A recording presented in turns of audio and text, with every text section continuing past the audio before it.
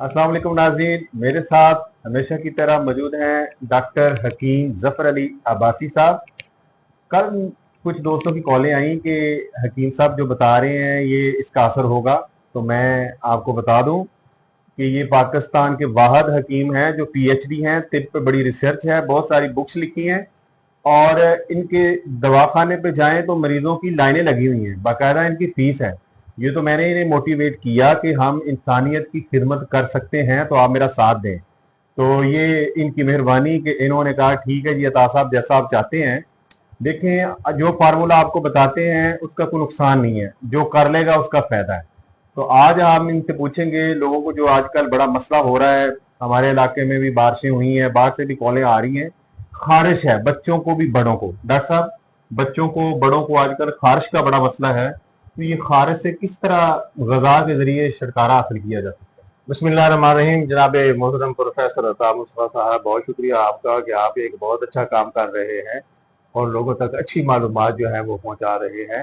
अच्छा, इसमें यह है कि खारिश जो है ना, इसकी दो वजूहात होती है, यानी इसके जो असबाब है, एक तो ये खुश्की सर्दी से होती है और एक खुश्की गर्मी से होती है।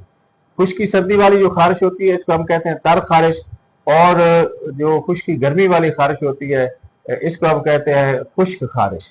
यानी एक जो पहली खारिश है, जो तरी जिसको कहते हैं खुश्क सर्द मजाज में, उसमें खारिश के साथ पानी भी निकलता है, और दूसरी खारिश जो है खुश्की गर्मी वाली, उसमें खारिश के साथ खून भी निकलता है। सबसे पहले तो ये फर्क आपने पहचान करना है कि आपको तर खारिश है या कि खुश्क खारिश।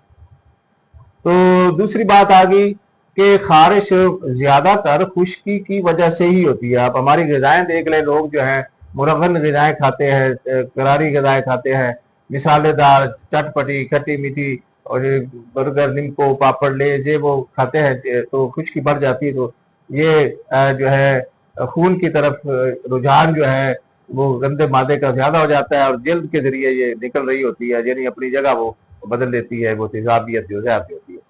अब आ जाए इसके इलाज की तरफ। गर्म चीजें, बड़ा गोश्त, तेज मर्च मसाले, अंडे, खट्टी चीजें ये नहीं खानी। सब्जियां खाएंगे, कद्दू, टिंडा, तोरी, पेठा, गाजर, मूली, शलजम। देसी घी में इसको बनाना है। अगर देसी घी आप अफोर्ड नहीं करते तो कोई ऑयल ले लें, सरसों का ऑयल ले लें तो वो बहुत बेहतरीन है। उसमें बनाए, मिर्चें आपने कम रखनी, काली मिर्च इस्तेमाल करें।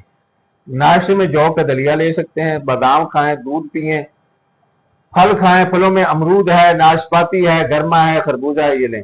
अब आ जाएं जी कहवे की तरफ कि दवाई कौन सी लेनी। 3 दाने आपने लेने उनाब के, 1 चुटकी देसी अजवैन लेनी है, 1 चुटकी जीरा सफेद लेना है। इसको 1 गिलास पानी में उबालें, शायद से मीठा कर लें, शायद नहीं है तो गुड़ शक्कर भी डाल सकते हैं। ये कहवा दिन में 3 से 4 बार पीना है।